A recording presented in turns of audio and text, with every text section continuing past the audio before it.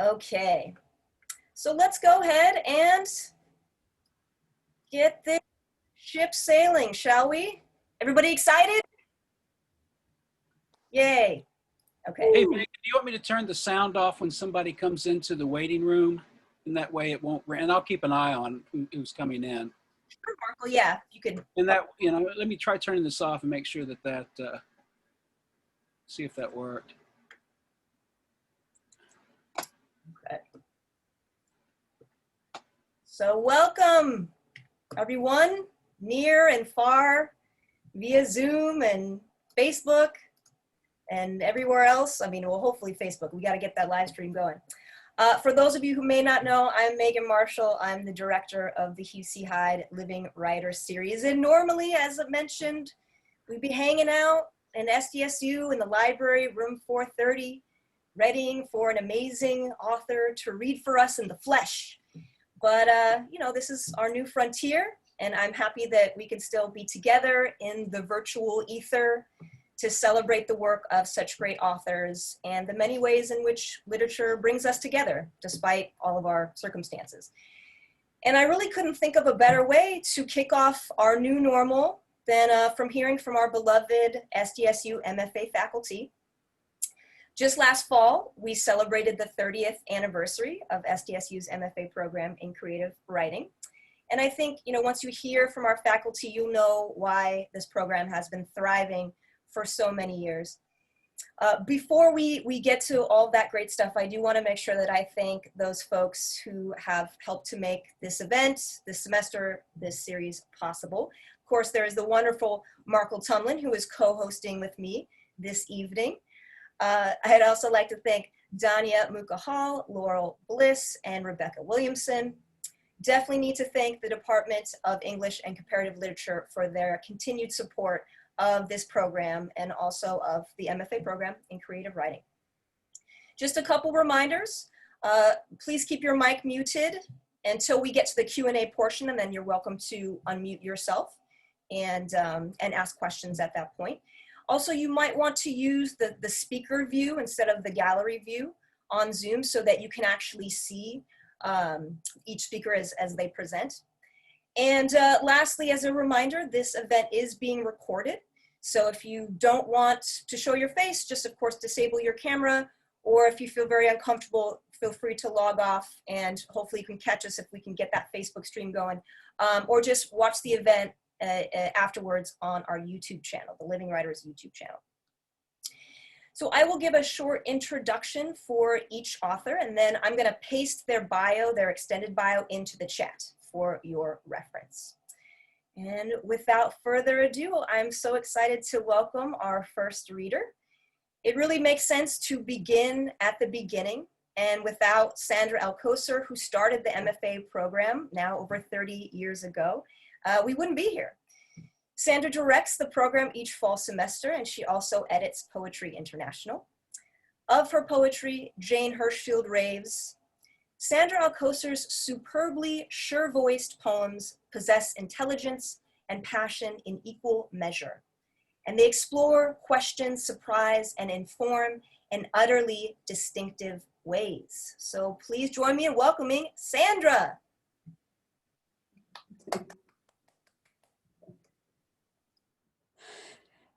Thank you, Megan. Let's see. Yes, I have unmuted myself. I guess I'm going to dedicate these 10 minutes to you, Megan, since you basically curated my selection for the evening. And I thought I'd begin and end with a poem set where I am hiding out right now on a tree farm in Montana.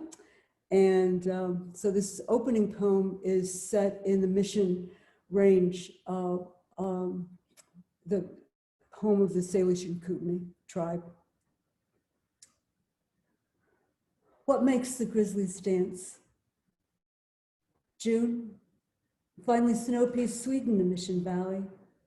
High behind numinous snows, ladybugs swarm like huge lacquered fans from Hong Kong.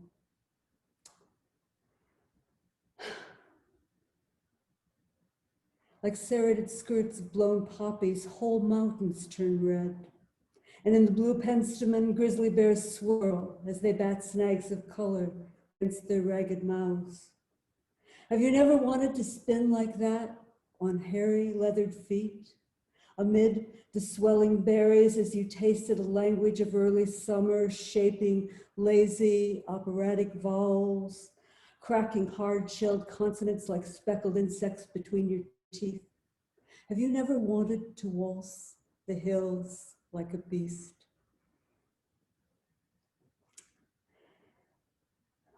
Most of the poems I'm going to read tonight are sonnets. This one is about a painting you can see in the San Diego Art Museum. It's Eastman Johnson. It's the title Woman Reading, Nantucket, 1874. The brush that made her. We had the most coquetry of manipulation, wrote Henry the painter. Even his brush from somewhere silky. A tuft of snowshoe hair from where? A forest of mirrors. And poof, a lake appears and swat, eats all but the rabbit's ears. Grass smudges the hem of her bustle, wind sings the red trim of her coal scuttle bonnet.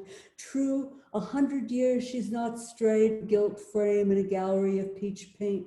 But a woman reading is dangerous, a form of anarchy. And even with the breath of strangers too near her face, she'll turn neither toward us nor away. And this next one, I guess I'm doing these ekphrastic poems in part for you, Blas, because I know you're doing them in your class. This next little sonnet is actually about how I came to love Bach's unaccompanied cello suites, but it's set in the Isabella Stewart Gardner Museum in Boston, where I'm sure you all have heard about this, the largest heist of personal property in America took place 30 years ago when some people masquerading as guards came in and cut the Rembrandt, Vermeer, Manet, and so forth out of the frame. And there's a $10 million reward for anyone that can lead to the recovery of this art.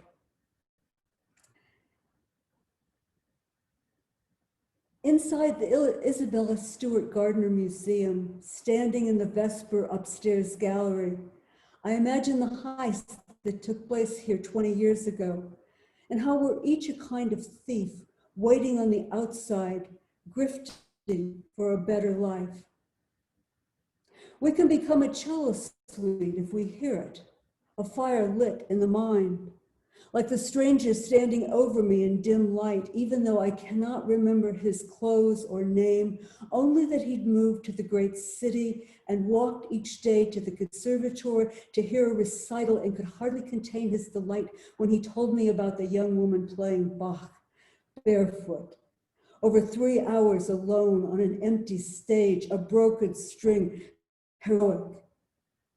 I discovered after he left the city and returned to the Midwest to receive treatment and watch the sailboats through the glass and eventually die, I had followed his radiant crumbs until they became mine. A stranger is a Bible. We are so innocent in this life.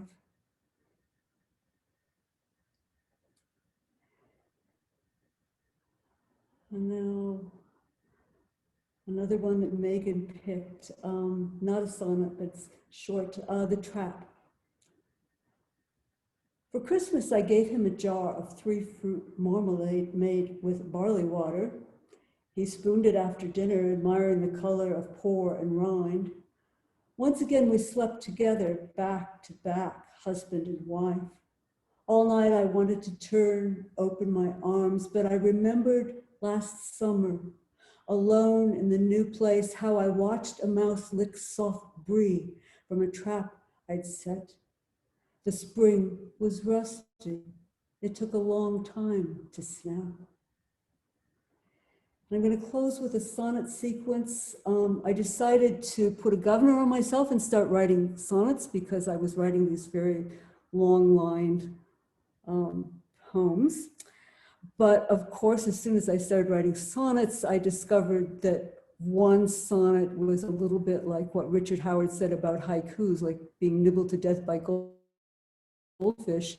And so I immediately went out into something longer than that. And so this poem is called Magical Navigation. It's about two wild beings, two wild flying beings, I guess. Magical navigation is a term for adult fantasy. And it's also a term that, well, I'm applying to the goshawk in this poem. I was volunteering for Project Wildlife, and I'd been rescuing pelicans down here in San Diego, and I went back to Montana. It was winter, well, coming on to spring, really slushy, and I had been to the dentist that morning, and stopped at a stoplight right in front of the adult fantasy shop, and I saw this young woman come out. She cracked the door and was standing there just smoking a cigarette, and I just couldn't take my eyes off of her. In that way that we become, as they say with empathy, we become the moving figure. And then I got back home up in the Bitterroots where we live, and that day, standing in the living room, and heard this amazing crash, and a goshawk came through our north window, and it right through two panes of glass. So I said to my husband, since I've been doing all of this wildlife rescuing, get my bathrobe and your barbecue gloves.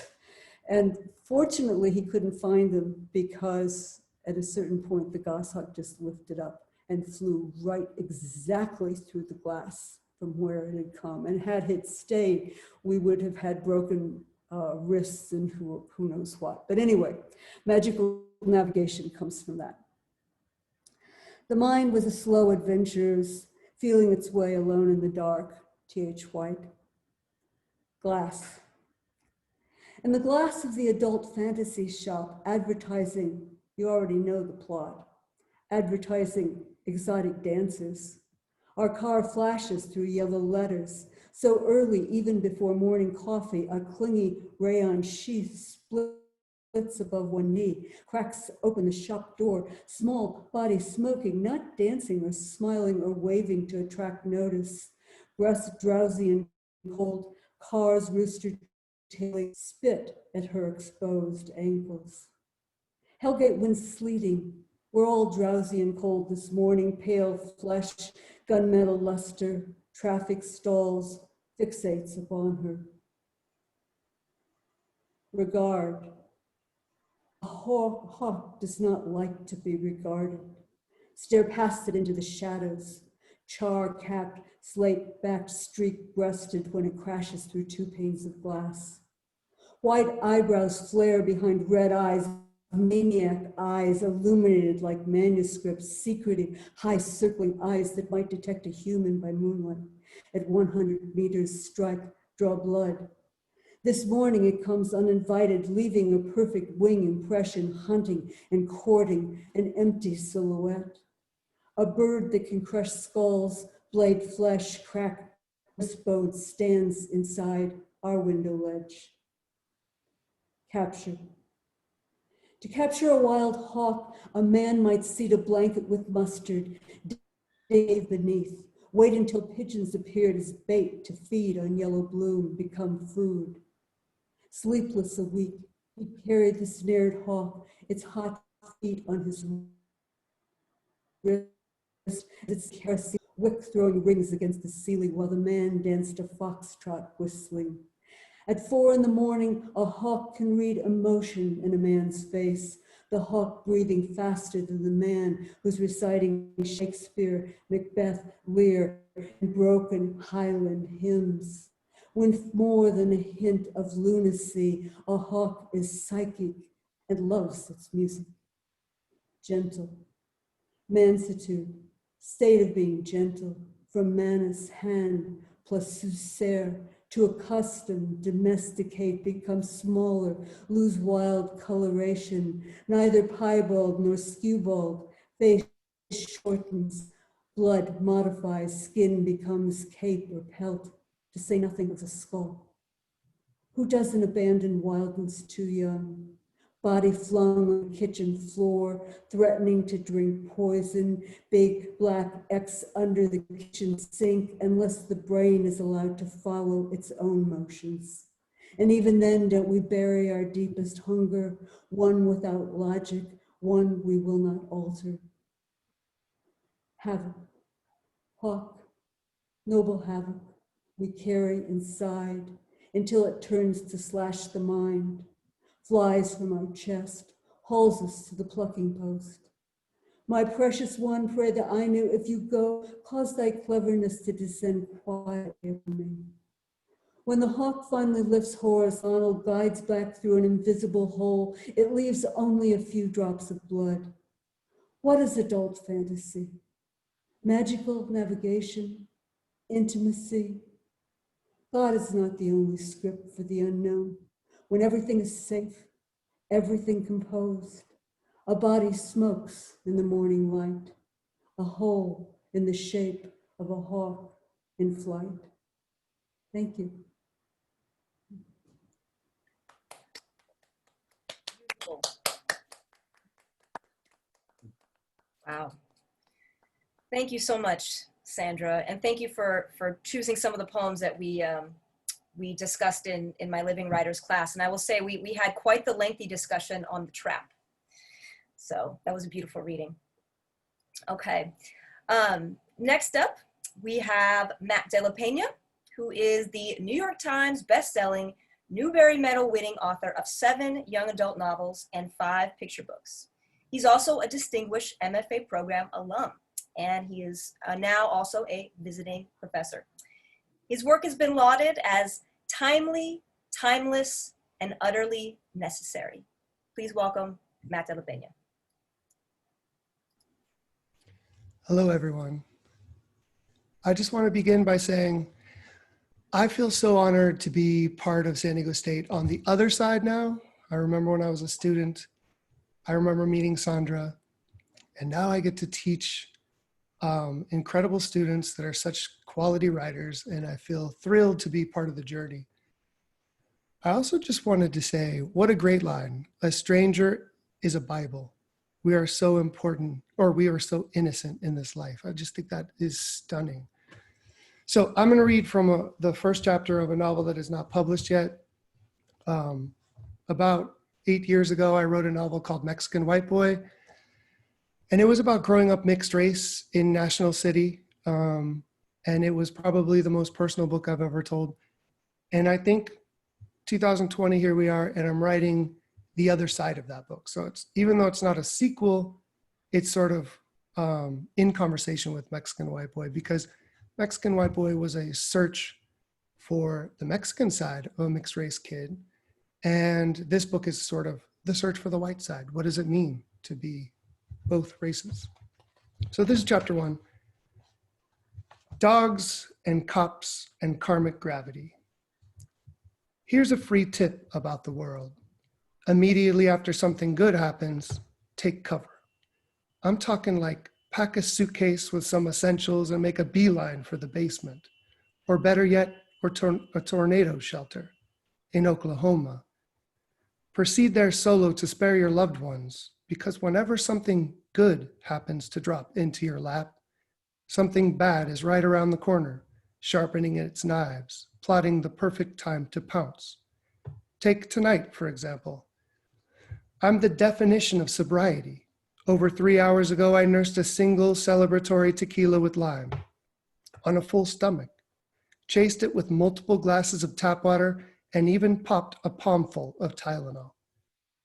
On the way out to the car, I even borrowed my guy Basil's mini breathalyzer, the one dangling off his keychain, and blew a respectable 0.05%. Still, because of the award I won earlier, this police cruiser 2 cars back in my rear view has me in panic mode. I can almost feel the steel cuffs cutting into my wrists. Okay, when it comes to cops, maybe I've always been this way. Like my half Mexican existence alone is some kind of misdemeanor. But tonight feels different. Tonight feels ominous. I nudge PJ. Bro, 5-0. My eyes shift back and forth between the mirror and the 405 freeway in front of me.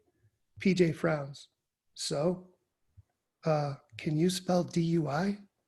You didn't even drink. I glance at the side of his face. Monica was pushing that Cuervo, remember? Monica, he scoffs, shaking his head. PJ doesn't get why I'd still be sweating a girl I dated way back during junior year, especially now that we're all about to graduate high school and go off in our different directions. But maybe that's the point. 5 weeks from now, I'll be in a brand new city, flanked by a brand new ocean, shuffling into Columbia lecture halls alongside brand new people. Maybe all I want out of these last few weeks in LA is to be able to spend time with the people who feel most like home. PJ turns down his beats. I'm driving, but we're in his car. I don't get it, D. You win some big scholarship for your poetry. It was an essay. Got a fat check chilling in your pocket and you still can't be cool about shit? I'm cool. Nah, man, try paranoid.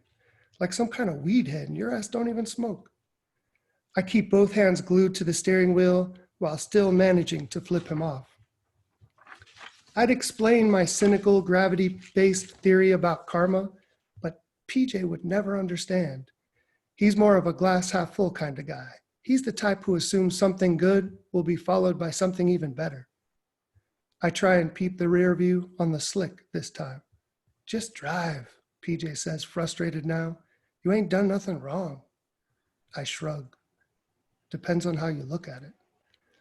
Before the graduation party with Monica, PJ came with me to this citywide Hispanic Achievement Banquet so he could scope the Latinas, where I was awarded the biggest scholarship of the night just for being Mexican. Well, that, and they liked this essay I wrote about playing horseshoes 2 Mother's Days ago. Angling into the breakers.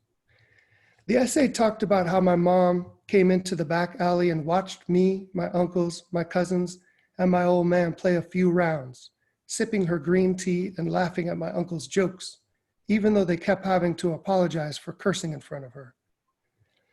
She waved me over after one of my throws, had me sit next to her on this abandoned big rig tire that has been decomposing behind our apartment complex for as long as I can remember. What's going on? I asked her. Oh, nothing. She took another sip of tea and studied me. I just wanted to make sure you're okay. You're okay, right, Diego? Yeah, Ma, of course. I tried to hide my confusion. Why? Oh, I was just showing everyone your college letters. It really is impressive. I nodded and turned to watch my cousin Victor toss one wide right. My counselor at school had talked a big group of us into taking the SATs that winter break. I guess I'd scored pretty high for a sophomore because a group of colleges started sending me letters explaining all the great things about their schools. Everyone else seemed super hyped about this development, especially my counselor and my assistant principal, but it made me feel sort of weird. In my family, people don't go to college. We work. We stick together. My mom smiled softly and patted my knee.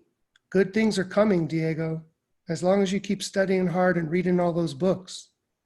Then her smile sort of drained away and she said, but the most important thing is for you to be okay. I'm okay, I assured her again. Then she reached into her pocket and held out a pocket-sized picture of me as a little kid, one I'd never seen before. Your Aunt Ceci found this when she was packing up their apartment yesterday.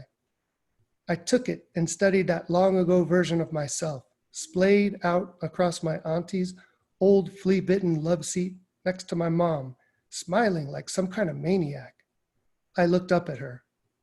For a few long seconds, my mom's eyes burrowed deep down into my chest, uncovering my sagging heart. I damn near burst into tears. I don't even know why. Maybe I sensed some kind of loss, like my entire childhood had up and vanished, and I'd never again know that kind of happiness. My mom smiled and rubbed my shoulders and laughed at some trash talk my Uncle Guillermo rattled off at my old man. Ah, shit, Katie, he said, turning to her. My bad about that. About what? She told him, winking at me. My mom's white, which means my Mexican uncles treat her differently. I don't even know why. It's just how it is in my family. When the game resumed, she patted my knee. She was always patting my knee back then, and pushed off the tire and cut back through the narrow walkway that led to our apartment. And that was that. No big deal, right? Just your basic mother-son, Mother's Day interaction. Except later that night, she died of a massive brain aneurysm. In my essay, I spent 2 entire paragraphs describing the screeching sounds that pulled me out of sleep, followed by this low guttural moan I still hear some nights when I close my eyes. I talked about how 3 days after her death, our whole family went to the funeral and told stories about her, and how it was the first time I ever saw my old man cry, and how I sort of lost my shit at one point. And then early the next morning, we headed to the Venice Beach Pier with my mom's cremated body sealed inside some ghetto pewter urn. My uncle Guillermo suggested the pier because it's where my grandpa used to fish most weekend mornings at dawn, alongside a handful of other Mexican old-timers, all of them sitting on overturned buckets in silence, their taut lines angling into the breakers.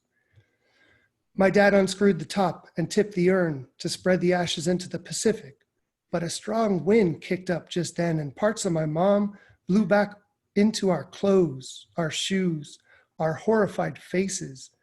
And while everyone else frantically brushed her off and swept her over the side of the pier into the choppy ocean, I let her stay clinging to my best button-down shirt and jeans, trying to breathe, thinking about that last question she asked me on the big rig tire, was I okay? And staring at that ancient picture of us smiling on my auntie's love seat. Anyway, that's what the essay was about. It's what won me the money.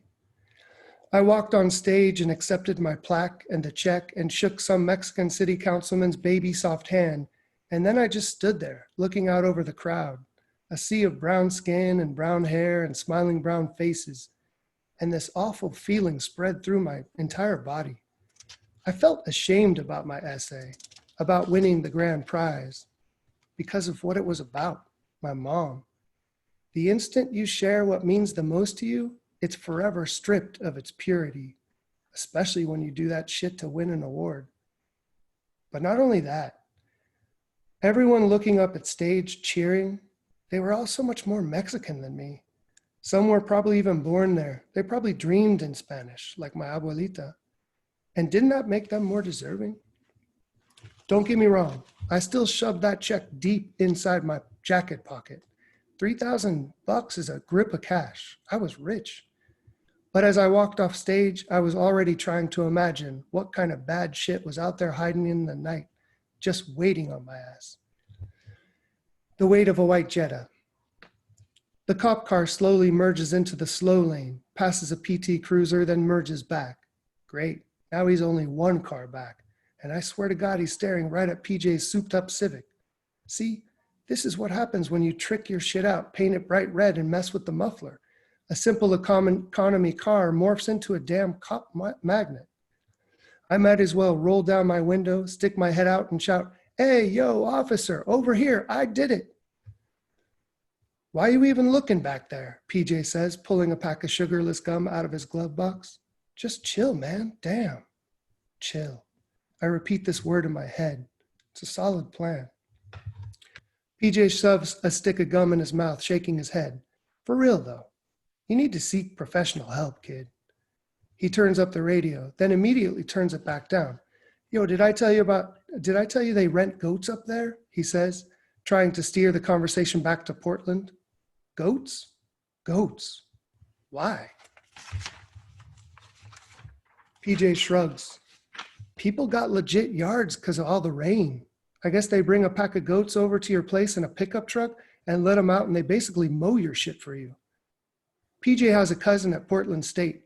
His plan is to move in with her in the fall and take fire science classes at the local community college and try to walk onto the basketball squad. If you knew PJ, this would depress the hell out of you. Ever since we were kids, his dream has always been to work in TV or movies, but he doesn't think it's realistic for a Section 8 kid. It's all about being organic in Portland, he adds. I sneak another glance at the rear view saying, so what would you call that then? Farm to lawn? He looks at me confused. Instead of trying to explain my dumb joke, I shake my head. I guess technically you'd refer to them as a tribe of goats or a herd, not a pack. Whatever you say, Ivy League. PJ rubs the sporadic stubble on his chin for a few seconds, then turns to me grinning. By the way, you ever see those tipping goats they got on YouTube? Oh, the ones that go stiff when they're excited and fall on their asses, exactly. PJ laughs into a fist. That shit craps me up every time. Yo, I'd read a truckload of those little bastards. Spend all day following behind them shouting, boo! When PJ catches me looking in the rear view again, his smile quickly fades. Jesus Christ, Diego, just get off the freeway already. He tosses his pack of gum back in the glove box and whacks it shut. If you're going to be such a pansy about one little traffic cop, shoot, you don't have to tell me twice. I tap down my signal, check my blind spot, and carefully inch into the slow lane. I take the next exit ramp, Sepulveda, while at the same time watching to see if the cop is going to exit too. He doesn't. As I slow for the red light at the bottom of the ramp, a feeling of sweet relief floods my veins. You see this, P? I say, pointing at my own face. You're looking at the definition of chill. People don't get more chill than this. PJ chuckles and shakes his head. He turns up the radio. As we wait at the light, I tap the steering wheel to the beat of the song playing, some ancient White Stripes tune I haven't heard in forever. PJ may look 100% hip-hop, but lately he's been obsessed with skateboarding and white people music. I guess the older we all get, the less we fit into our neat little categories. I pull into the intersection of Washington and Sepulveda, heading west, still scanning for cops, when all of a sudden I see this brown blur dart out into the road. A knee-high dog dragging a long leash. It freezes in my headlights. Look out, PJ shouts over electric guitar. I yank the steering wheel toward the median, barely missing the dog, and we both watch it dash out into traffic coming the other way. A speeding Volkswagen Jetta, white, jerks to avoid the dog too, clips a screeching SUV, flips over, and is suddenly toppling directly toward us. And this is when the night goes perfectly silent, when time slows to a crawl. I step on the gas, but it's too late. The jet is already upside down in the air directly above us. In the half second before impact, my mind records several microscopic details. The female faces peering down through the windshield, their eyes impossibly wide, 2 bug-stained sheets of glass temporarily separating our worlds. The traffic light in my rear view flipping from green to yellow, PJ's powerful grip on my wrist, and the brown dog now sitting on the far sidewalk, unharmed, watching. Then the Jetta punches into us. So thank you for listening to me.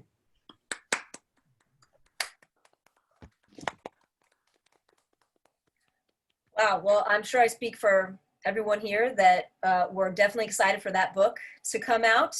And so when can we expect that? Did you say 2022? 2035 also. No, I don't know. I'm not exactly sure when it's coming out, probably 2022. All right, awesome. Thank you so much, Matt. And we're glad that your journey led you first full circle back to SDSU.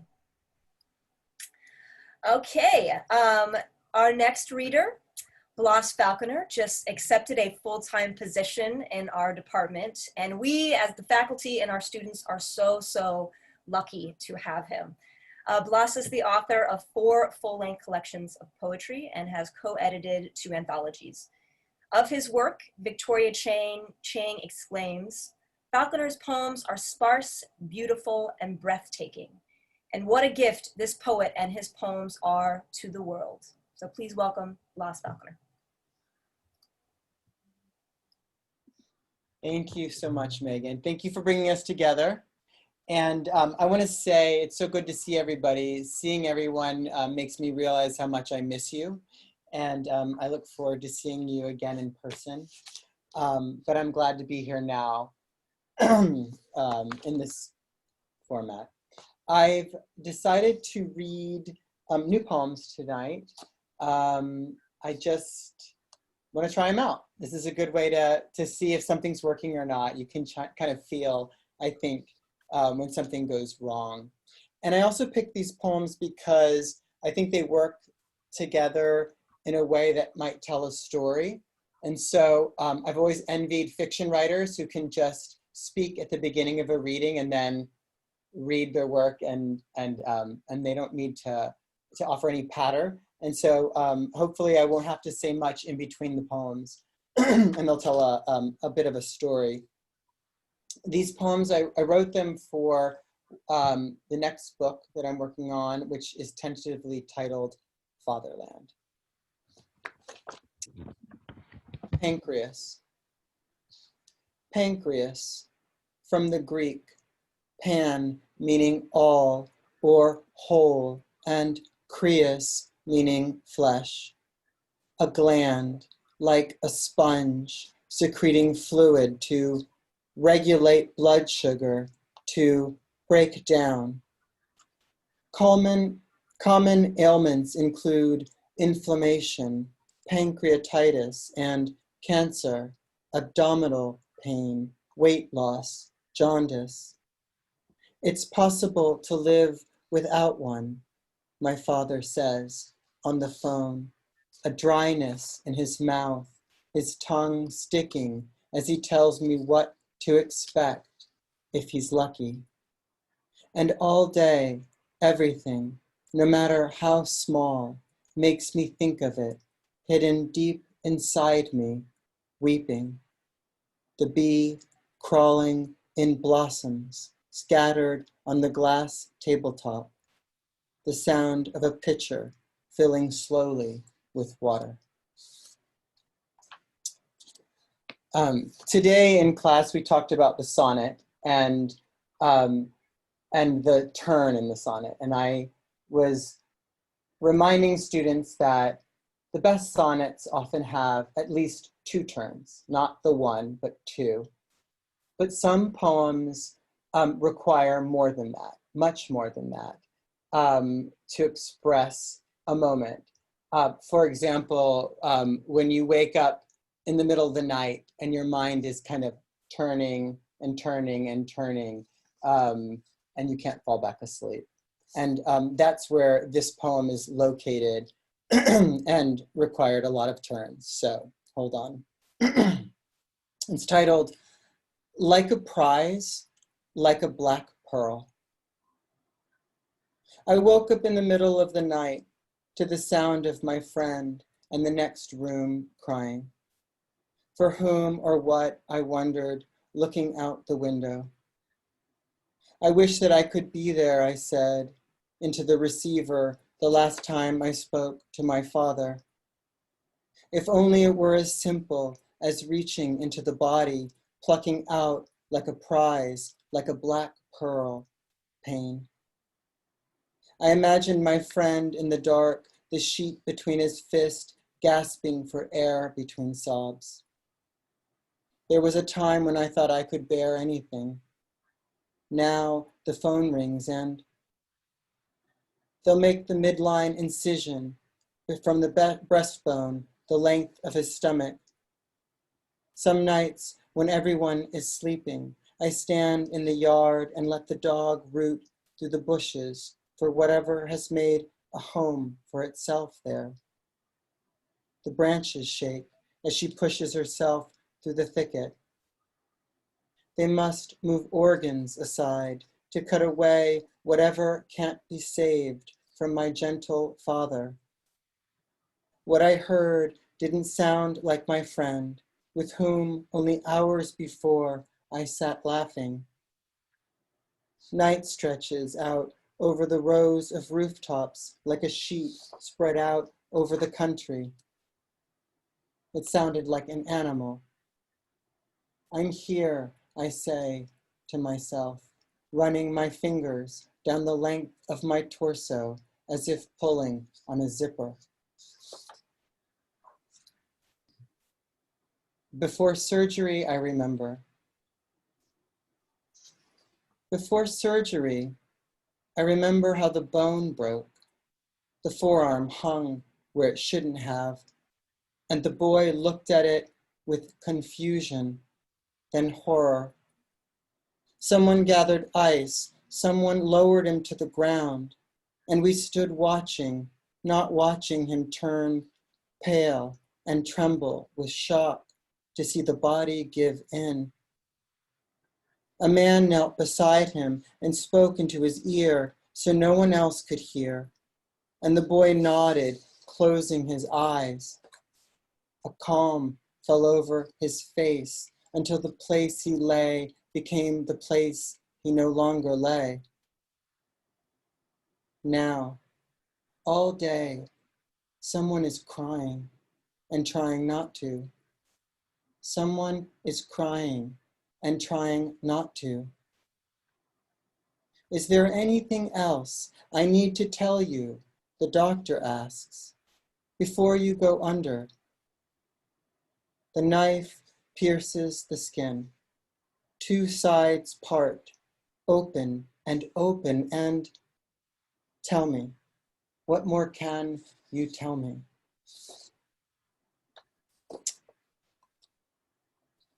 I only have 2 more poems, but the next poem is written in 3 sections.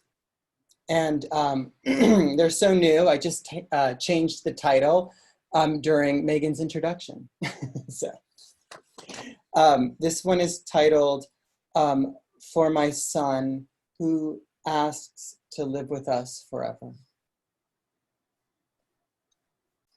When the car stopped in front of the house one night, after the long drive, my father lifted me from the back seat. He's awake, my brother said. Asleep, my sister. Their small shoes turning stones on the narrow path. I didn't open my eyes, but could smell my father's breath, warm and sweet. Is not, is to. They argued as I floated like a dream through the dark above them, cradled under the great branch. The roots pushed deeper into the soft ground. I was neither, of course, or both. The sound of a key as it entered a lock, the sound of a door swinging open, closed.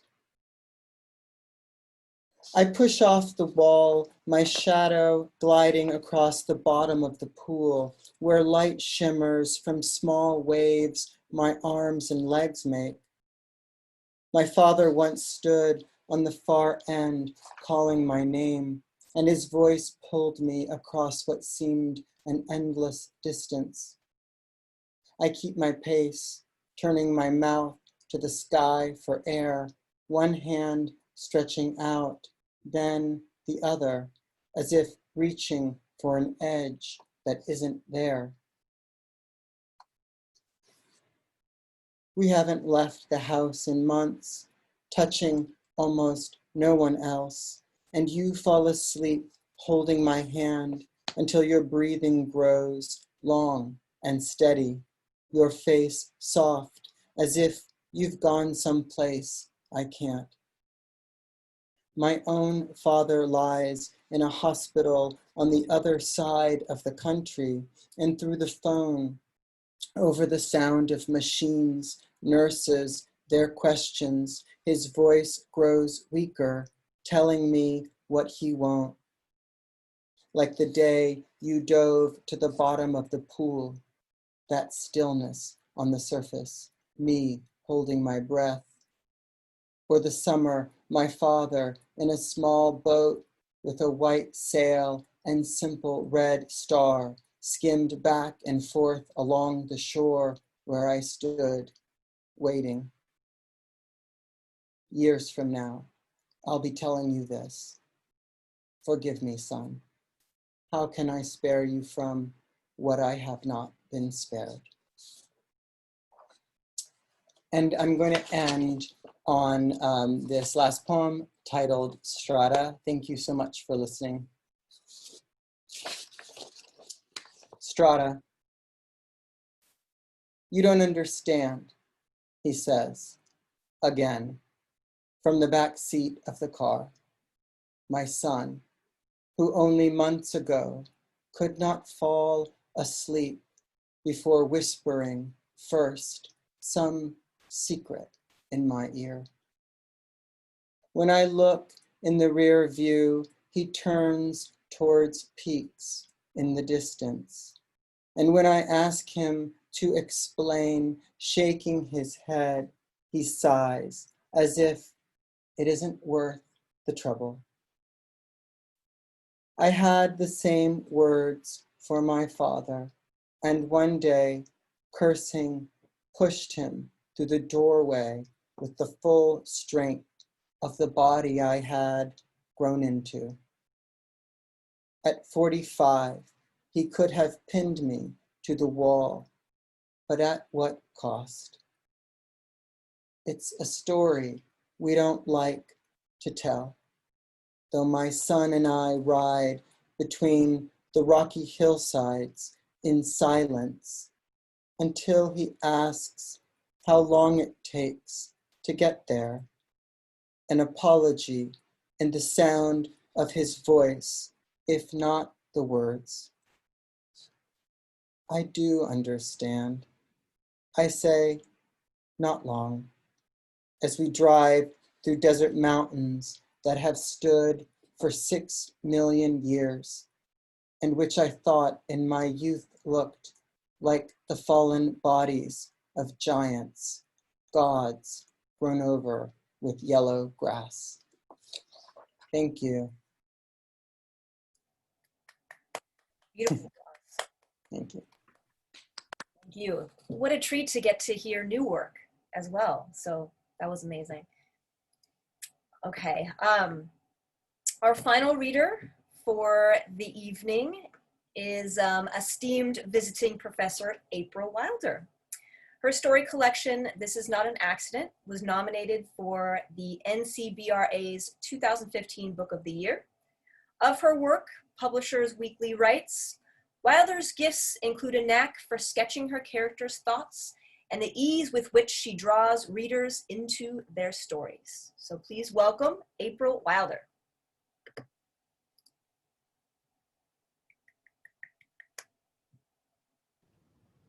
Thank you, Megan. Can everybody hear me okay? Yes, excellent. I'm trying to decide if I should sit here, if I should close my window and sweat while I'm reading to you, or let my neighbors think that I'm sitting here by myself in my house saying all the things I'm about to read. And I'm just going to let them listen. So that's how that's going to go.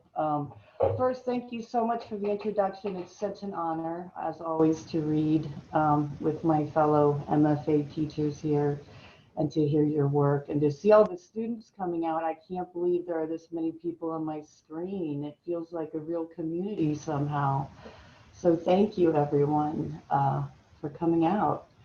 I'm going to do the old-fashioned thing and read off of my screen. It didn't even occur to me that I could print and read from paper. So as some of you know, I've been working on a book for about 8 years, and 3 years ago that book split into 2 books, and somehow one of those books is about the Bowling Green Massacre, and one of those books is all about babies and having babies and babies being reincarnated in other babies, etc. So I thought that book was done, and now I had to go back at it, and now I'm close to finishing it again, I hope.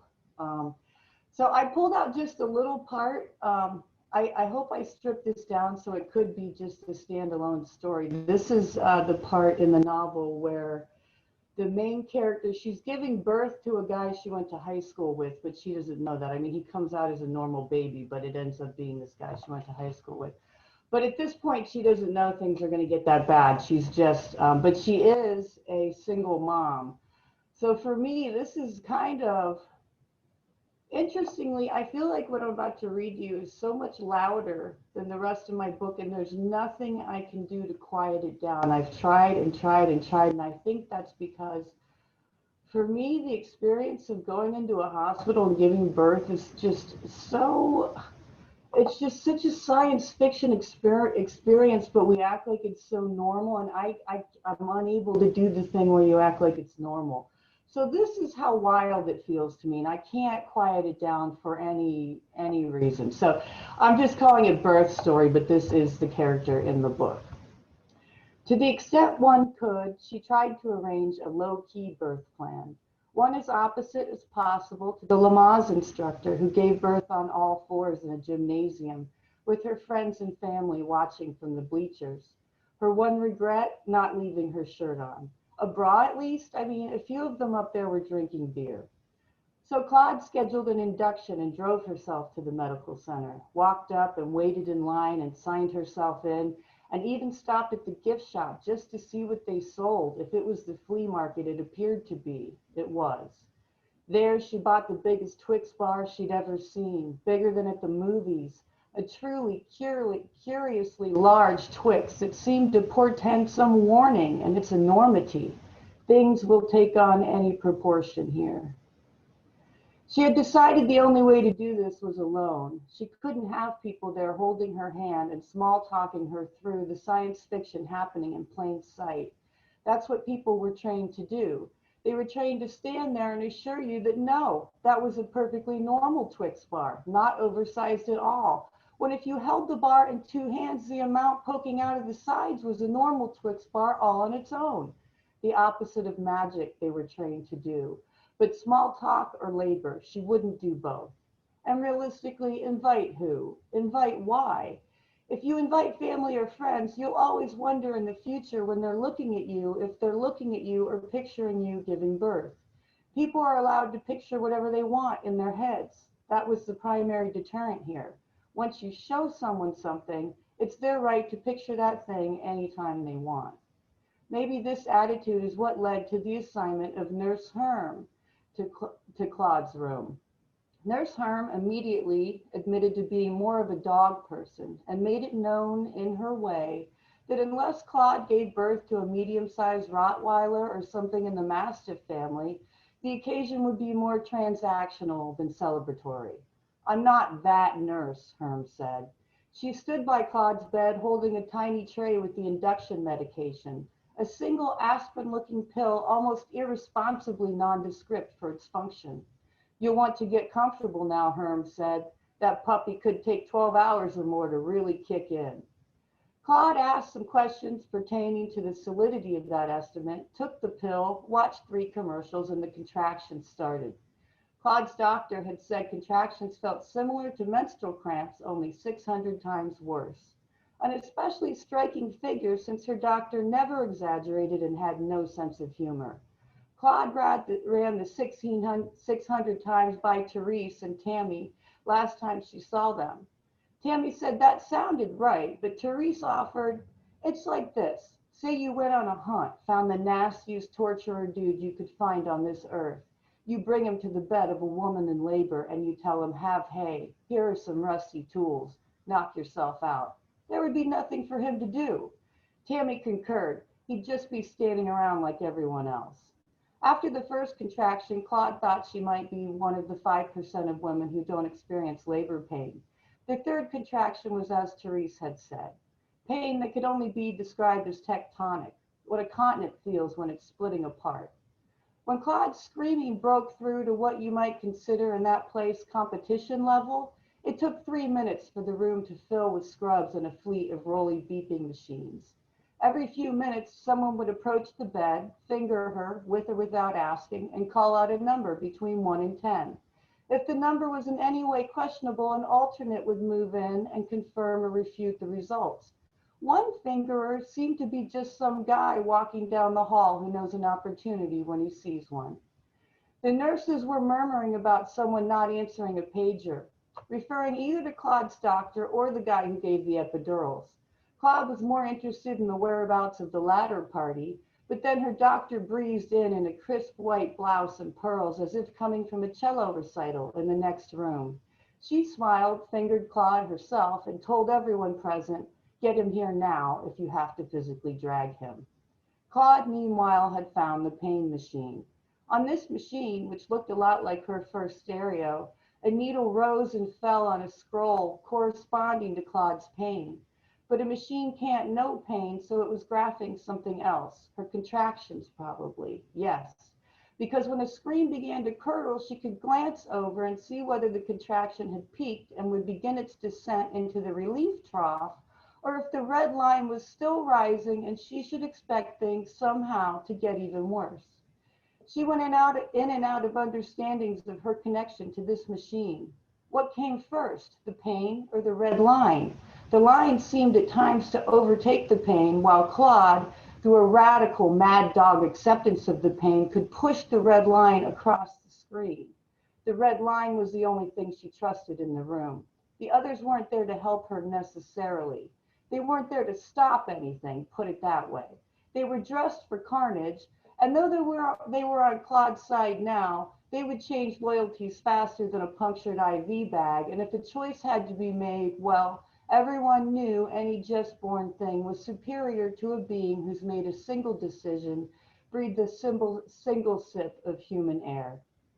The finally arrived anesthesiologist strolled into the room like someone boarding a plane, like someone boarding his own plane. Claude raised her hand so he could get a needle in something right away, and he seemed pleased with her participation. First, though, he said they needed to go over a few things. Thus began the reading of the disclaimers. This happened off to the side of the bed in an area unaffected by the constraints of time. When one of Claude's contractions reached the point where Claude went from free-form vocals to a more operatic take hold of the guardrails howl, he would lower the clipboard, bow his head, and wait like you would for a child throwing a temper tantrum. She knew it was professionally impossible that he was reading slower than perhaps he was able for sport, but she began to imagine that the pain machine was actually recording the probability that he was stalling, very likely at the top of the curve, but highly dubious down in the dips. Then, somewhere far into the reading of the disclaimers, Claude's doctor didn't like the baby's heartbeat. She said the baby needed to come now, by which she meant the instant directly following her pronunciation of ow in the word now. In the back of Claude's mind was the idea that there wasn't going to turn out to be a baby at all.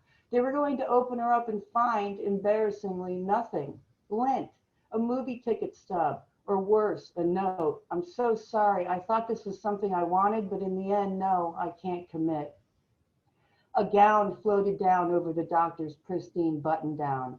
She was suddenly wearing goggles from somewhere, and forceps entered the frame from somewhere else. The anesthesiologist was pushed into a corner where he continued reading. Nurse Herm squeezed Claude's hand. Do it for Caesar. Caesar was Claude's childhood beagle, which she had felt pressured into talking about. Claude looked at the ceiling and wondered whatever happened to Caesar. She felt like she was just this minute realizing he was gone. Has she ever walked up to her parents and asked, where is Caesar? Where is the dog? She didn't think so. Still wisely watching the ceiling, she recalled a picture of a Labrador she'd seen on a calendar. She forgot that she was staring at the ceiling for a reason and dropped her gaze to her stomach. Her doctor's elbows were upended, working the forceps like an athletic waiter tossing a salad in blood. In the corner, the anesthesiologist seemed to have shifted into iambic pentameter. The nurse in charge of the tools lifted a pair of scissors from a tray, not normal surgical steel, but big gold scissors as from a magician's bag. She held them by the blades, handle out for the doctor's safe grasp. Claude felt some part of her baby push into the room, a flutter between her knees that became a hand on an arm reaching out of her body. A hand Claude recognized from some memory of looking at her own infant hand. And then this. Their hand, grabbed the scissors handle, reached out of Claude's body with the head still inside and grasped the handle and didn't let go. At first only Claude and the one nurse knew, but soon another caught on and another. Then 3 nurses were engaged in an all-out tug of war with an arm, the arm of someone otherwise unborn. In a minute, the nurses were going to joke about this, but they were scared now. Claude saw it. Who wouldn't be? That was when things began to change for Claude. At the sight of the arm, headless, staving off 3 nurses, Claude was tickled. She was charmed. She thought maybe this girl knew what she was doing. She thought maybe she won't even need me. What settled the tug of war was the force of the birth, the rest of the baby expelling the instrument from the baby's hand. Once the baby was safe, the nurses laughed. One, doing improv from the baby's POV, said, "Thanks, everyone, I'll take it from here." Everyone laughed except the anesthesiologist, who was in the corner reading now, it sounded like from Genesis. When they brought the baby to Claude, she collapsed onto Claude's chest like an exhausted swimmer who's at last reached the far shore. The crumpled legs and arms, the electrical pulses in the eyelids. Such violence, birth, Claude thought, to be shot from your bog into the needly air, a pandemonium of light and noise. Somebody grabs you, somebody spanks you, aliens crowd in. Everything hurts and burns, and then they set you in the arms of some woman off the street, some mom, this mom who takes and envelops your doughy hand in hers and whispers, "These are your hands." The doctor congratulated her, signed some papers, and left for the airport. That's how long a baby was miraculous. Then it was on to the next. She didn't fall in love or not fall in love with her baby that day. It wasn't anything like falling in love. It was simply that when they tried to take the baby, she couldn't allow it. They sent the young nurse in first, a vision from the prairie, approaching the bed with open arms and dimples. "The minute you're awake, the minute you're ready, we'll bring her right back." "I'm awake now," Claude said, not letting go, not letting go. "But you must be exhausted," the nurse said, her arms out still. But Claude couldn't allow it. That nurse wasn't ready to wrestle, so she went out and sent a new one in. A man this time who, passing his arm over the room, invited Claude to observe. "There's no one else here. If there was someone else here." Claude said, "I'm here. I'm here." That nurse left and was replaced by one steering an incubator. "We don't have enough of these for every room, but I can spare this tonight. Now she can be right here in the room with you." But Claude wouldn't allow even that. "She'll be right here in the room," the nurse repeated. 2 feet away," another said. They were coming in and out now, swarming, taking turns. "Honey, eventually you're going to doze off and she could, fall on the floor." "It's happened," said another. So basically threatening her with prison time at this point. "You can't hold it forever," said the final nurse. But Claude could not allow it. And if the nurses could have taken the baby legally, they would have by now. So Claude returned her attention to the small swaddled back, rising and falling, skin like the projection of skin on a wall. She didn't love or not love the baby in those first hours. She wasn't happy or sad. It was that she understood herself to be nothing more than the thing that existed to protect this other thing. Her heart burned to be with the baby, even though she was with the baby already. Something to do with innocence and perfection and unworthiness, which combined to form a distinct kind of loneliness Claude suspected was motherhood itself. She would never be able to get close enough again. Proximity wouldn't do it. Skin on skin was the slightest improvement. Some of the nurses were holding the others back because some of the nurses were mothers themselves. They understood what it was to sit in the same chair, in the same sitting, to walk in the same walking. They understood what it was to share an appetite with someone, to share a shadow.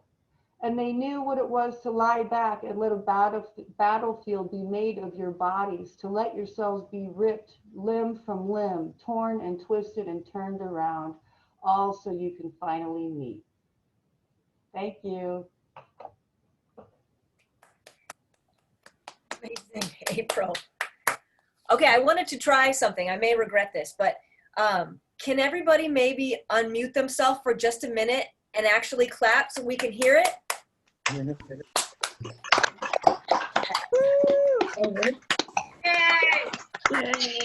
Bravo!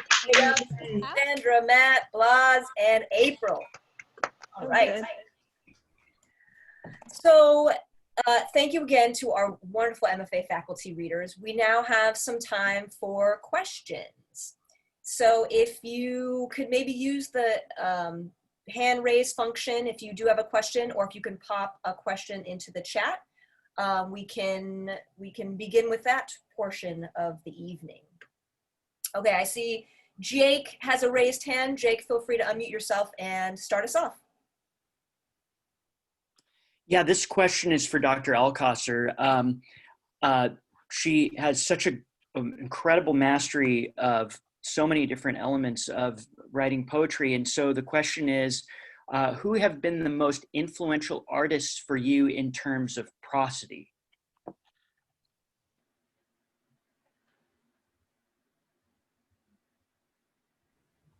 I can see you, and I'm in the gallery view. Where are you? There you are. Hi, Jake.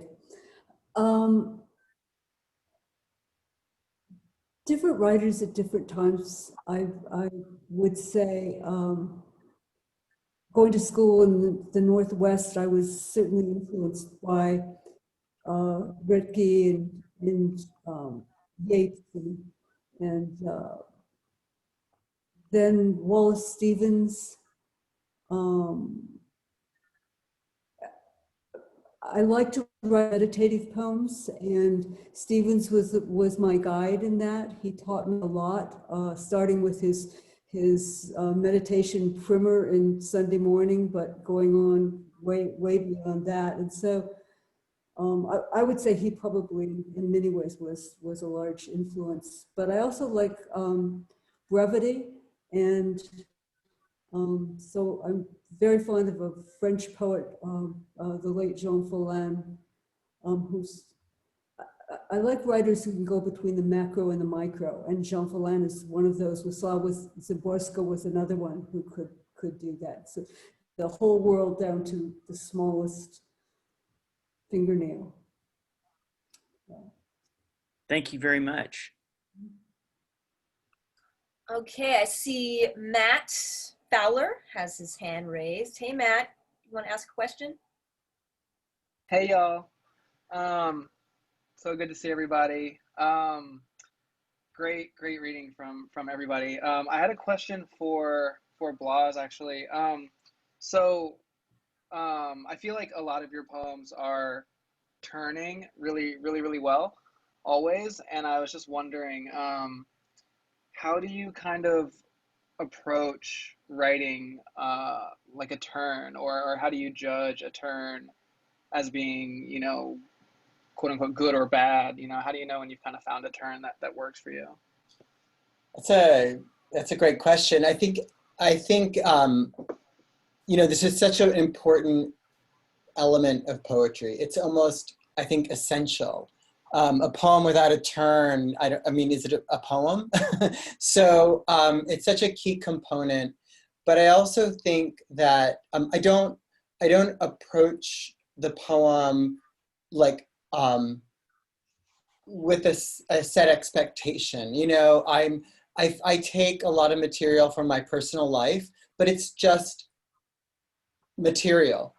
Like if I wrote a poem about Jupiter, you know, like that was material in that poem, and I or I'll write a poem about like some character in a novel, but I'm just kind of studying it and kind of being open to it and trying to figure out what is it about the material that is speaking to me, and that's usually where the turn comes, when I realize why this matters. At first, it's just maybe superficial, but the more you engage the subject, then, you know, the more you realize why it speaks to you in a fundamental manner. And so usually when I make that connection, then the turn happens. Yeah, so that's the kind of probably the best answer I can give. So. Cool, thank you.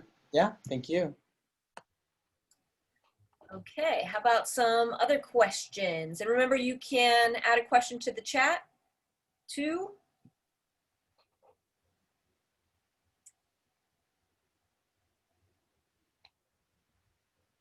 Maybe while we're thinking, I was wondering if maybe this is, I guess, a question to each or all, whoever might want to answer.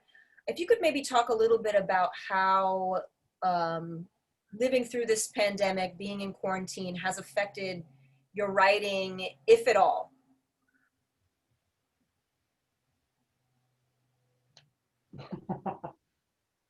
It hasn't helped. You would think it would, right? You would think we'd be doing nothing but writing our socks off. But, you know, as has been well documented, the thing where the writer goes into the woods and rents a cabin and comes out with a novel, no, they come out with a drinking problem. That's what they come out with. But, you know, too much. I don't know. You need a different space for your imagination. Can't be where you just.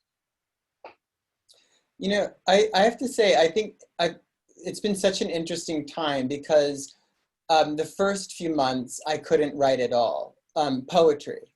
And it's just another part of my brain was being occupied, trying to understand what was happening. And I just couldn't quiet my mind down enough to move beyond the superficial.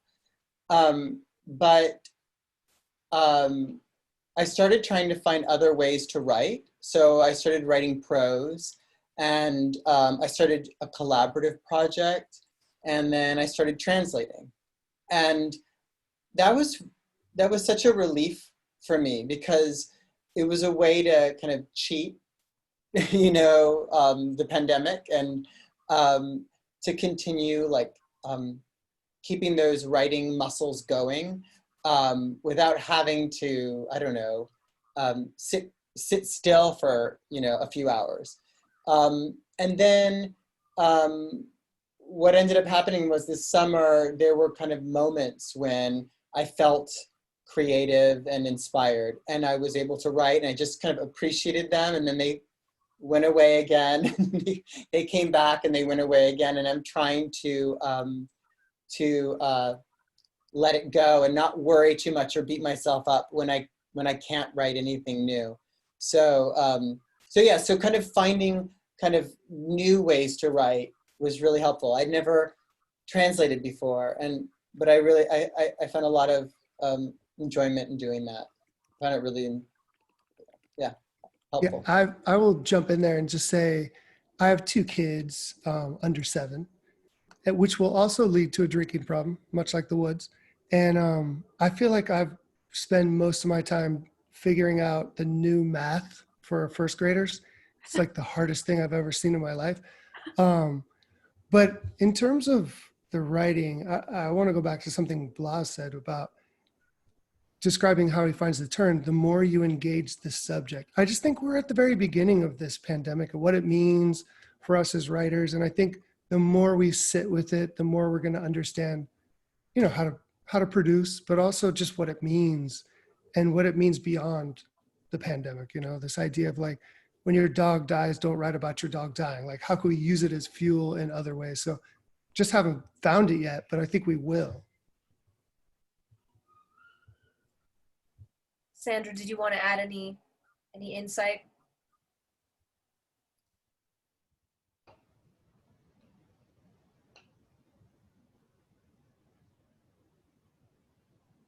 I'm the bad one, April. I'm the one, you can put me in the woods and I'm just the happiest person in the world. And so it's been a good time for the imagination, but I have not been as resourceful as Blas. I wish I could say that I have been.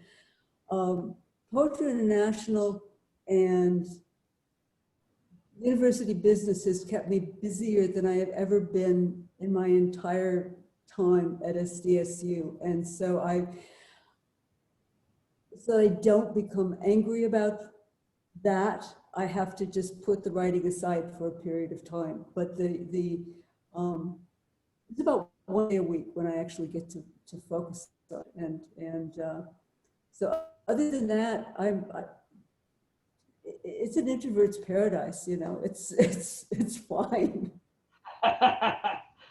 It is that. I mean, I have to say, I have a friend who's she's a principal of an elementary school, and she's such an extrovert. And every time I see her, she's worn down. She's half of herself, and I'm brighter, and I just get stronger and stronger when you put me in here. But yeah, to echo what Matt was saying, what I find myself doing a lot, this is just in general, when I have a writer's block, I make my child go and write things, and she gets really confused. So like, I think her project in 3rd grade was they were supposed to write about a camping trip.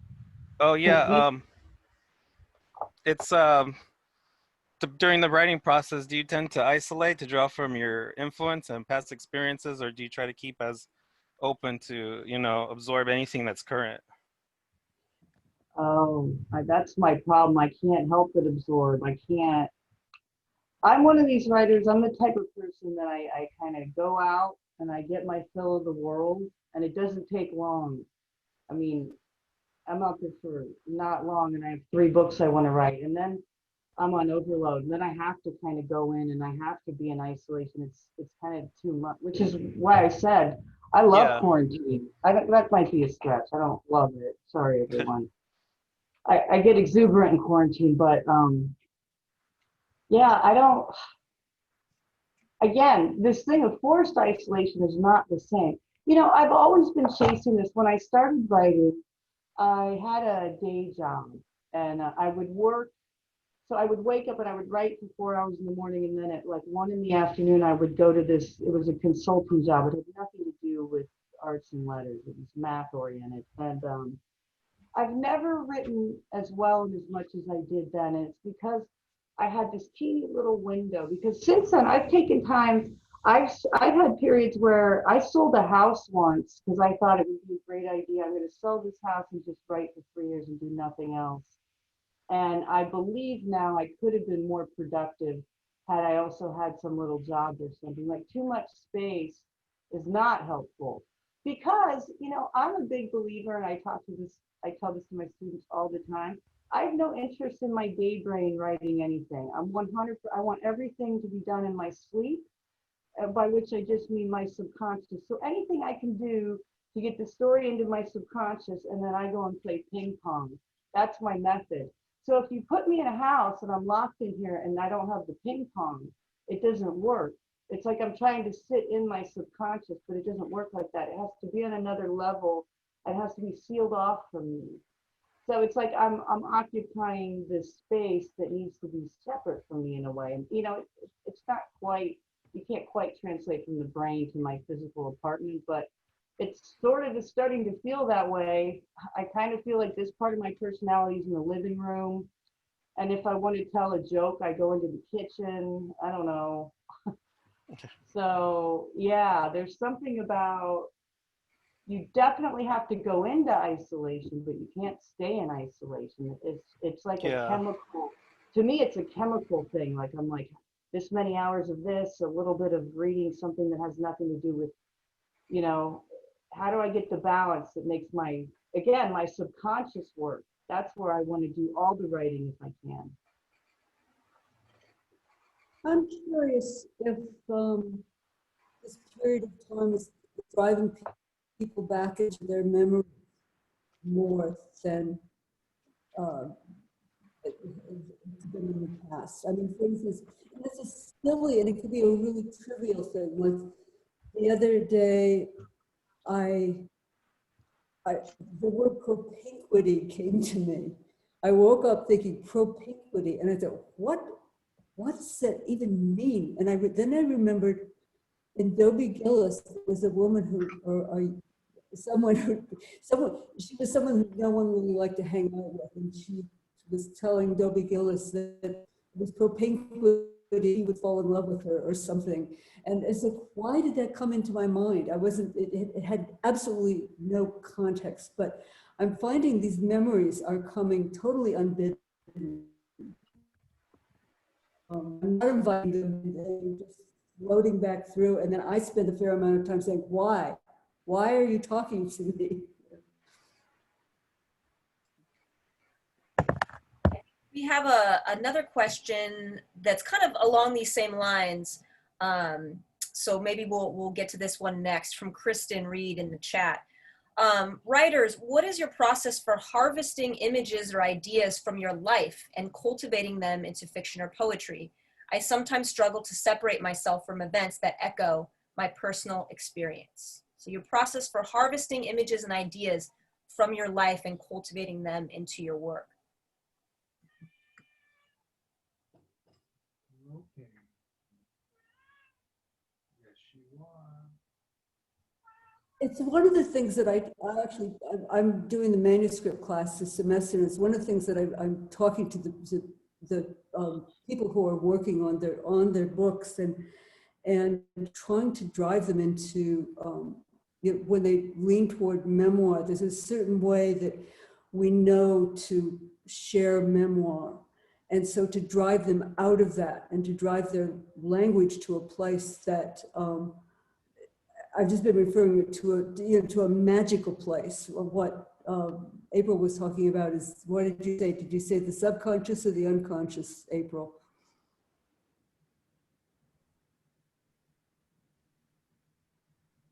Well, probably both. I don't remember what I said, though. I would have to look at the tape. Megan? Roll it back. But one of the That's- things that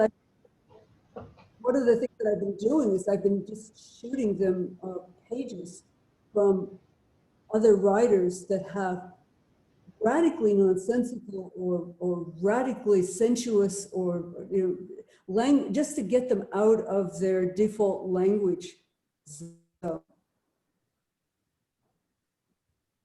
And I find it's something that I have to do with myself as well.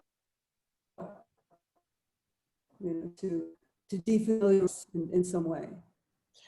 I like the way you're saying defamiliarize. I think for me, I often gravitate toward those moments that have left an impression. I always wonder, like, why do I remember that moment and not any of the other million moments?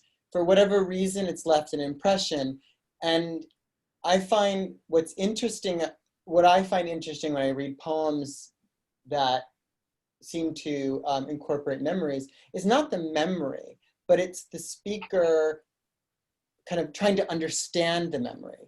No one needs to hear a story about like my father or I think what makes a poem interesting is engaging. Sorry, that's my dog banging against the glass door. She was locked up in my room and one of my children left her out, I'm sure. Anyway, but so when I mine those memories, I'm not just trying to like pad something or just create a real moment. That's not what it's about. Trying to understand it. And I find that the poems I gravitate to are the ones where we see the writer understanding in the writing the significance of that moment. That, that like those epiphanies, when I read a poem and I can almost feel the brain expanding, the mind expanding in that moment when a connection is made. Anyway, and so I feel like when I'm writing, I'm trying to do that kind of work. I don't know if that answers the question, but it's, I guess what I do is if something sticks with me, I ask myself, why has it stuck with me? And in that, the poem unfolds. That's what makes a good poem, is taking the time to do that. Yeah, and it doesn't have to be a memory. It can be a painting or a song or some other element, some other thing, or a fact or a theory or whatever. It doesn't have to be a memory, but yeah, it's just whatever has kind of captivated you. And then say, well, why? Why has it done that? And then that kind of work is what I think makes the poem the poems. Yeah.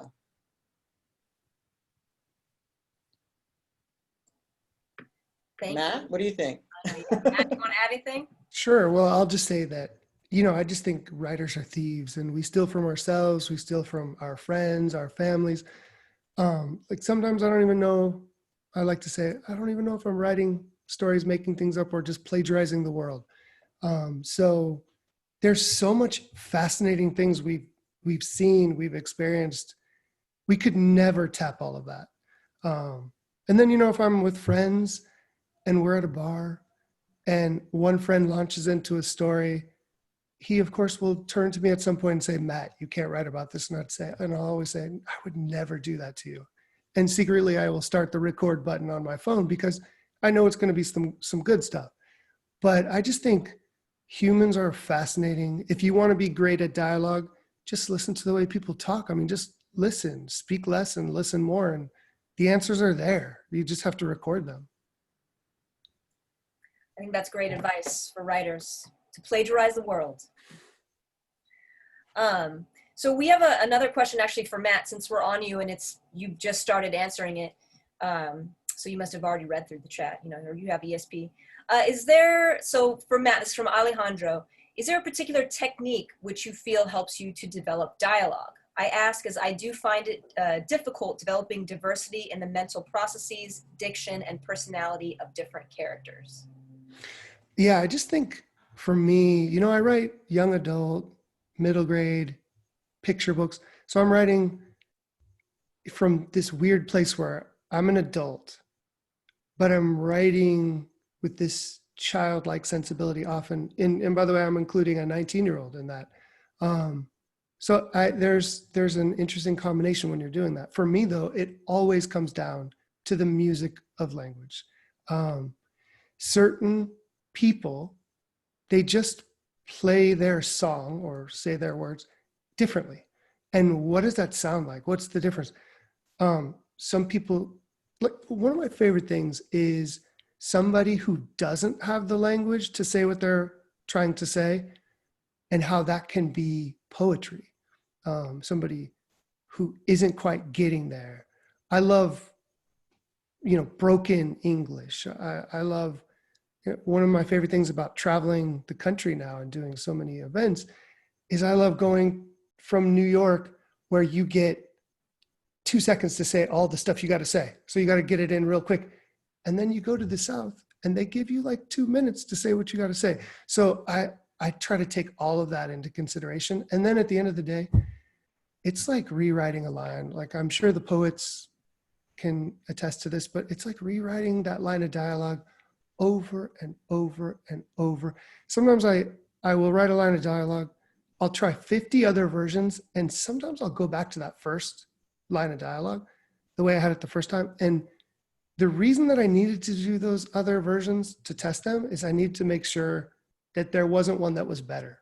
And so ultimately it just comes down to the music of it, of that singer. Thank you, Matt.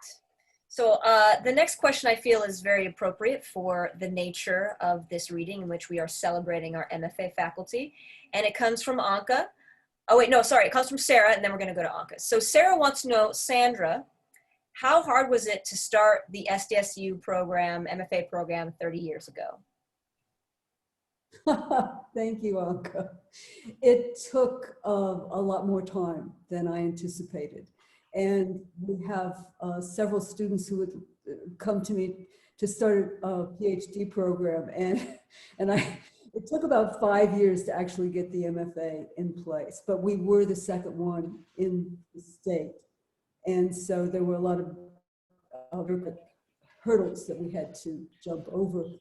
But then I talked to someone, at that time it was the dean of graduate research, and I said, well, how long does it take to get a PhD program in place? And he said, that'll take 10 years. And sometimes they fall through. So I decided not to go the path. But it's interesting because I was just talking to someone, we're doing, at Poetry International, we're doing a tribute to Peter Everwine, who was part of what I call the Fresno Mafia. Fresno is always known as this, they have wonderful poets from Phil Levine, Peter Everwine, Charles Heslacek, Leonard Levis came out of that, David St. John, and so forth. And so when we first started the program, I thought, well, why don't we have that? What are we doing wrong? Well, really what they had that we didn't have at that time was time. And I'm starting to see that now with our students. They're doing better and better and going further and further into the larger literary world, which is exciting. Thank you, Sandra. We're so happy that you pushed through those hurdles to get us where we are today. Well, it was because we had all of these non-traditional re-entry students. Some of them would have their kids in the classroom. All we had was a master's program, and I thought, well, for them to go out into the world, they need the MFA, and so I really fought for that gang of non-traditional or re-entry student writers. Great. And they did well, and they went on and had their careers and have already retired. So. And that we saw them at the 30th anniversary last fall. Yes. Right. Thank you. So our next question, so this is actually the question from Anka, and this is to all of the writers. How do the politics of the moment affect your writing? How do the politics of the moment affect your writing?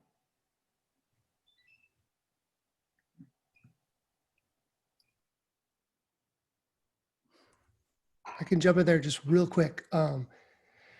I just believe, for me, writing books for kids is a form of activism. I just believe that's what we're doing. When I was young, I didn't think I was doing anything political in what I was writing. And it just turns out I was completely misunderstanding what I was doing. So every single thing I've ever written is a form of activism. I'll jump on that. Excuse Margaret, who's now in the room chewing on a bone, but hopefully you can still hear me. In some weird, like, I think I'm only beginning to understand how the politics of right now are influencing my work. In one of the poems, I'm talking about the distance between my father and myself as he's kind of fighting pancreatic cancer. And like that distance keeps coming in, the distance of the country, the rows of houses, a sheet drawn over the country. And I think, I think that I'm letting it come in, and I recognize that how it might be speaking to our own situation. There's another moment where I'm talking about being with my son, and we haven't seen or really gone anywhere, but we're really not touching anybody else. And the idea of intimacy and like that's kind of resonating differently for me, I think. Sorry, she's really chewing loudly right now. But also it's appeared in more kind of explicit ways where I'm dealing with kind of, kind of the rise in racism that we've witnessed and experienced over the last few years. My son is African American, or one of them is, but I will say, and this is, I think, maybe speaking to what Matt was saying, is I've always seen a political element to my work, even when I don't draw attention to the political nature of it. I think writing a love poem as a gay man, that felt political to me, because I had people telling me, you can't write about that. And I also would write about my experiences as Puerto Rican. And I would have people say, do you want to be a Puerto Rican poet, or do you want to be a poet? And so I felt like I was pushing back against that always. So even if I don't say, if I don't wave a Puerto Rican flag, even if I don't draw attention to, like, spotlights, this is a man I'm expressing love to, I always understood that there was a resistance to that, and that I had to kind of, make a space for myself within, the kind of literary world. And so it's always been political. Sometimes now it feels more explicit, and I'm curious to see as I write the poem. I mean, I think even the title of the next book, Fatherland, has political kind of connotations that are not, are meant to be there. So, I'm in the middle of it. I feel like I'm about 2/3 of the way through it, and I'm open to those poems, kind of addressing now. however they feel like addressing them. So I'm excited to see. Great question, Anka, and a difficult one. Yeah, I would just say where I'm at with the politics right now is I'm feeling this, I'm just feeling this need to, I don't want to there seems to be so much irresponsibility with language in our world that's gotten us kind of where we are, that I'm feeling this moment where I don't want to put another word in the world. Like there's a preciousness to language to me right now. Everything I sit down to write, any sentence, I'm not just firing things off. It just seems like things are too, it's not that it's apocalyptic, but just there's an urgency around using language in a pure way right now, and I don't know that I've ever felt that before. I used to believe that in the center of our society, language was being controlled responsibly, and I was out on the fringes and I could do anything I wanted with language. And now it feels almost reversed somehow, that we're so irresponsible with the language in the marketplace and in the political system. And truth is slipping away, that suddenly I feel things have flip-flopped. And now I feel suddenly that as artists, we're beholden to some kind of truth value that we weren't before. It didn't used to be our job, but the truth value is diminishing by the hour in the center. So I guess it's just, I think more and harder about, does this sentence need to go into the world? Is this a sentence you're writing because you think it's funny? Because you think it's, because again, as an artist before, and it was part of my process and part of not hampering yourself. I never paid attention to that. Just, if it comes through me, I'm an artist, I will send it into the world. And now I don't know about that, So just this need myself, I feel like the whole world, especially America, but all of us, just need to take a moment and reestablish our contract with language and how we use it. And as a writer, man, that's a big, tall order when you're making things up. I'm a fiction writer telling you I'm trying to figure out the truth value of what I do. Like that's, so yeah. I find that I'm listening more closely, letting the world, I think because there is time now, letting the world penetrate in ways that it hadn't before. I work with scientists and Oh, shoot. poetry and stuff.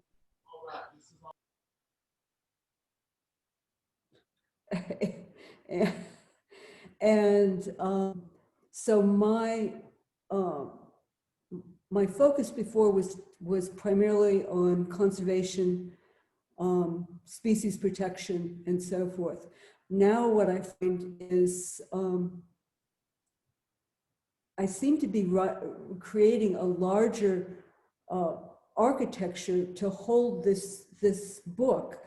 It was to be a book about species and species preservation, and yet now it's becoming something like, I find myself looking wider and deeper into the world and the structures created and the narratives, the national narratives that we've created, and where have they gotten us, and what does that do to language at this time? It's still a little misty, but I mean, for instance, one of the things I've been sitting for at least the last month with the 1893 Chicago Exposition and studying those things, all of the optimism that existed. We will build palaces of illumination. We will build cathedrals of oranges and so forth. And thinking about all of these things we've built and what have we arrived at? And so that seems to be really influencing my work right now, the larger the larger human architecture of the planet. I'm not happy with it. It leaves me, I mean, in the past, for instance, I would have taken on a political cause and taken it straight on. I don't feel that I could begin to do that now. It's more a sense of trying to understand every day what's going on and what's our place as human beings on this planet. Thank you, Sandra. Well, I think maybe we have time for one more question. And I see one in the chat from Millie that was directed at Sandra, but I think I'm going to tweak it just a little bit. Hopefully, Millie, that's okay with you, to address it to all of the authors. And I think it's a nice way to send us off. Is Millie had a question about revision. So a little bit about your revision process, or, how do you know, and this is, this question always comes up, how do you know when a work is ready to send out into the world? So maybe if each of our authors could speak just a little bit on that. I'll jump in so that I can hear everybody else's words of wisdom, if that's okay. Millie, it's a great question, and we've been talking about this a lot in our classes. What I was reminded recently myself, and what I shared with my students, is that sometimes you're looking at a draft. Sometimes it takes me years to write a poem, but sometimes you're looking at a draft and you're thinking, this is never going to work. But there's something in there. There's just something there that has your interest. And what you have to do is just say, I'm going to make it a little bit better. And you just keep pushing it. And you keep pushing it until there isn't a word or a comma or a line break that you know what to do with. And maybe that's it. You've just reached the limits of your abilities in that moment. And then it's done for now. Maybe a year later, you'll look at it and you'll be able to do something else. But what I want to stress to my students is that there are a lot of good poems out there. So many good poems out there. But what we want to do is push past good. We want to push to the limits of our abilities and not be easily satisfied. And it's hard to do that, especially when you start to get kind of like gain some, when people start to respond favorably or people start to accept poems.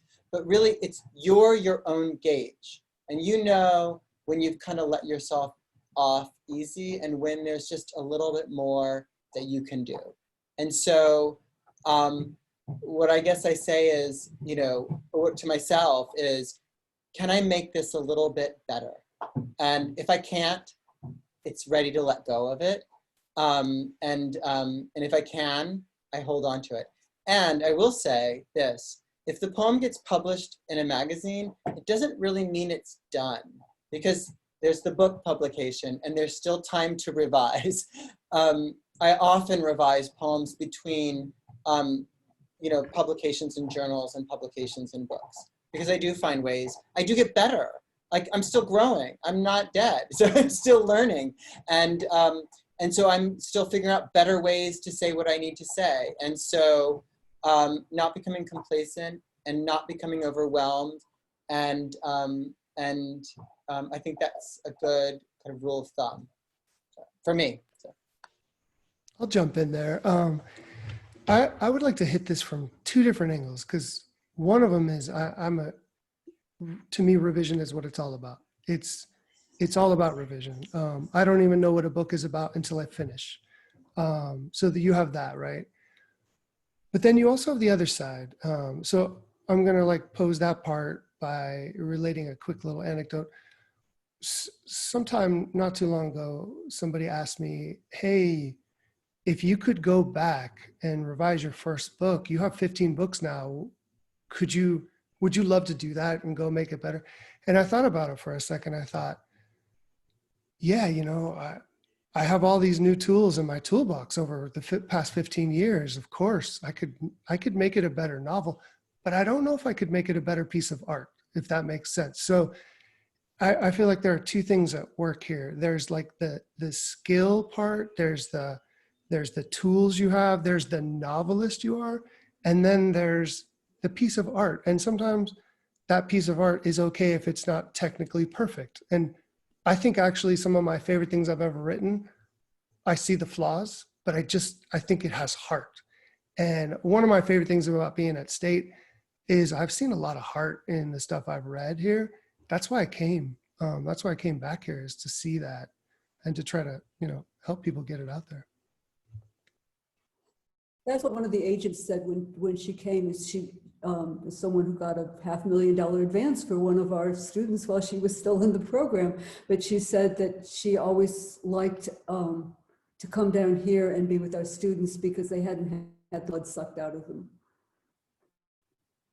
I was laughing when you asked the question because I think Millie probably asked that question because I put in a poem. Okay, Blas knows because we trade poems, and he could get one of my poems in two versions or 6 versions, because I'm not 100% sure, and there is that sense of, is this the best I can do? But it's more than that. I think that for me, writing is constant problem solving, and I walk around with something and it's like, no, that's not quite right. That's not quite right. And so I really don't mind being merciless and just tearing it completely to pieces and going at it anew. And so the poem that I had to laugh when I saw, Megan, that you had picked, when you selected poems, you picked both Barefoot Bach and the Isabella Stewart Museum, Gardner Museum.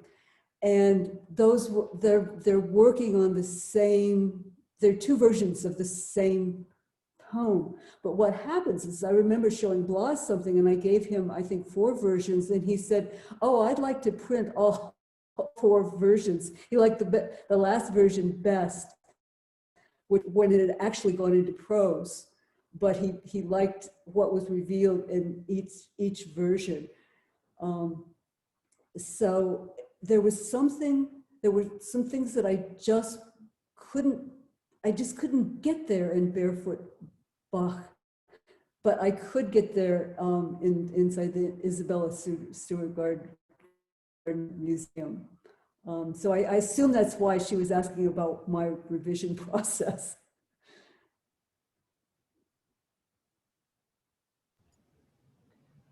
So yeah, for me, it's taken me so long to figure some things out. What I would have told you a few years ago is there are always 3 times that I've finished. There's the time that I want to be finished and I come out and declare to myself that it's finished. And then the second one is when I decide that I'm going to send it to somebody, not for their opinion, because I've decided it's finished and they're going to help me get it published. And then that doesn't work. And I'm like, wait, what? This thing wasn't ready. And then I go back inside and I reread it and I realize, no, this isn't done.